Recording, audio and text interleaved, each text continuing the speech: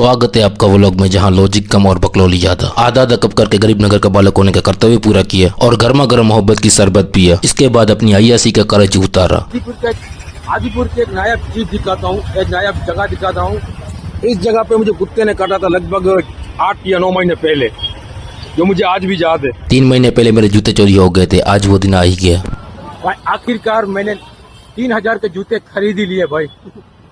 350 का लिए, उसमें भी 50 रुपया उधारी रखा ही है। ये बंदा इतना सच बोलता है ना, कसम से। बस इसके जो पूर्वज थे ना, वो सच्चाई की राह में शहीद हो गए। अगर झूठ बोलते ना तो अभी तक जीते ये लोग। मेरे साथ आया नाबालिग बंदा यहाँ गायब हो गया था। वो चप्पल लेने के लिए चला गया था। मेरे पीछे के गुलदस्ते में आग लग गई। मैं ऐसी बददुआ देता हूँ तुम्हें कि तेरी जिंदगी में वापस और एक बार पप्पा की परी आए। भाई मैं कुत्ते की मौत मरूं, लेकिन पापा की परी का मत बदला देता।